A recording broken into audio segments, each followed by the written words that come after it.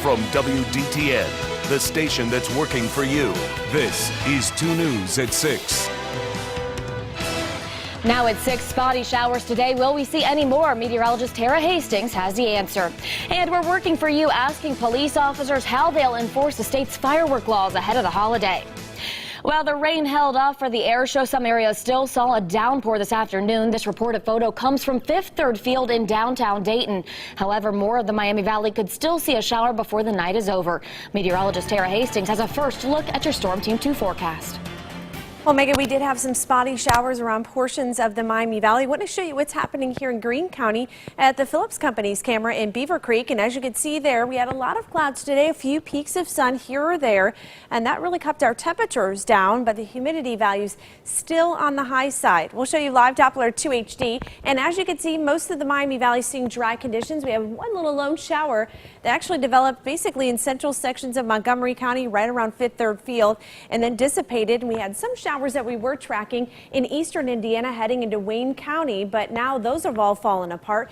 There is a slight chance we may see an isolated shower later this evening, but really I think the heaviest rain is now out of our area. We'll expand the view a little bit wider and show you some stronger storms well to the west of us in portions of Nebraska and also in Iowa. But for us, we are seeing mainly dry conditions right now, but yet again it is still on the humid side. These dew point values into the lower 70s, so a lot of moisture that we're going to be dealing with, but we are going to see temperatures really rise for the beginning of the week. We'll have all your forecast details coming up. All right, thanks, Tara. A successful Veteran Dayton Air Show is now flying into the record books, and despite the heat and humidity and rain threats, crowds still gathered to watch aviation's finest right here in Dayton. Brooke Moore was there today. She's live at the wrap-up of the air show. Megan, many of these acts, almost all of them, tailor performances to the weather. Another cloudy one today. Fortunately, though, none of the acts had to cancel. And while many of these people fly from all over the country to perform, I talked to a couple people today who were just happy to be performing at home. Oh, say, can you see? Her voice rings out over the speakers. I am a Buckeye, so I am originally from Ohio. Technical Sergeant Felida LaRock joined the Air Force nearly 20 years ago. Since then, she sung the national anthem a few times at this very air show. This was no different, but better. It was like the cream of the crop this year. And that is Cam Potts, including this 2011 grad from Carroll High School. These days, 22-year-old Cameron Potts spends his time jumping out of planes, something he picked up in a basic parachuting course in the military. Traveling to air shows all over the country, he says it's great to be back home. I remember coming to as a kid, standing on this side of the fence and just really being inspired by all the fighter pilots and, you know, the macho military men. And now it's really cool to be on the other side, see my family in the crowd, and just be able to put on a good show. And 2014 proves to be a very good show, filled with acts that keep the crowd's attention, like when Patty Wagstaff races this Shockwave jet truck. There's also demonstrations of jets being used by our military every day, like the Harrier. We can take off of a soccer field, off of just a closed down piece of highway.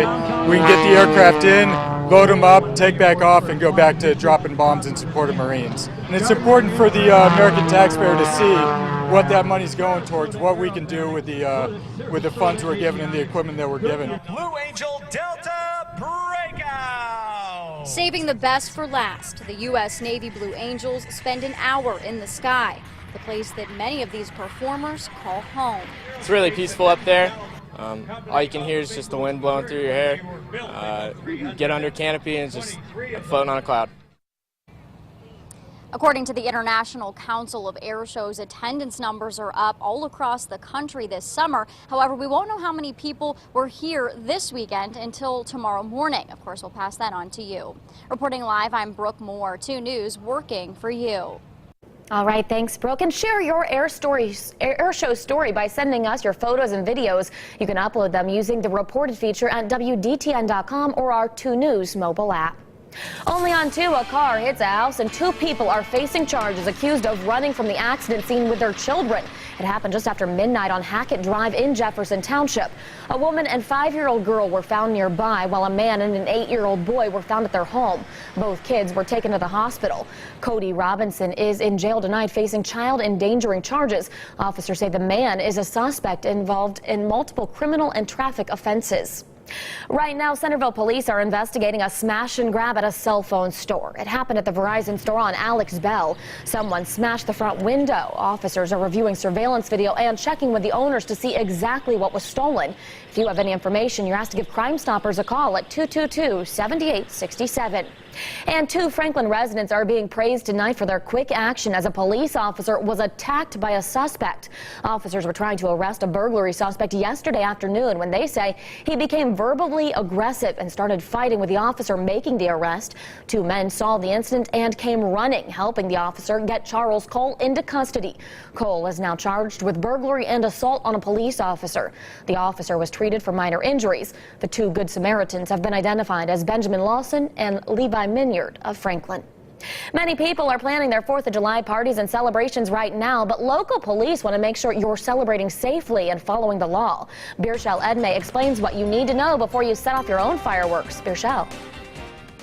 Well, Megan, officials say they are cracking down on illegal use of fireworks. Ohio, like several other states, does not allow people to discharge fireworks with the exception of sparklers, snaps, black snakes, and smoke bombs. But despite being illegal, several stores are licensed to sell the fireworks. If you buy them, you have 48 hours to get them out of Ohio. Kettering Police Department told me people still do ignore the law. They respond to at least 8 to 10 calls a week for fireworks this time of year. Officials say the dangers of fireworks aren't worth the risk or the citations. Think about this time of year, it's extremely hot, it's extremely dry out. You're setting off fireworks, they could go into a neighbor's yard, hit a leaf pile that's in the backyard, a brush pile, and then we've had incidents where they've caused fires. They've landed on people's houses, catches houses on fire, they've landed on cars, damaged cars. So not only is there the injury to a person, also injury to property that you have to think about out there that you could be causing. Now, officials are also advising to supervise kids using legal fireworks or displays. As well, they're suggesting to come to a park like here at Delco and enjoy the professional fireworks display. For more information on where your display will be taking place, visit our website at WDTN.com. Reporting live at Delco Park, Birchel Edmay, 2 News, working for you. And as Birchel just mentioned, we have a list of fireworks displays listed for you right now, city by city on WDTN.com. New information tonight about the financial problems facing a local university. Wilberforce University is at risk of losing accreditation due to low enrollment and financial deficits. The Higher Learning Commission has now given Wilberforce until December 15th to respond to why its accreditation should not be withdrawn. A commission team will visit in February to make a final decision. Too much caffeine kills an Ohio student next. Plus, Mother Nature strikes near a soccer stadium, and it's a firefighter who pays the price.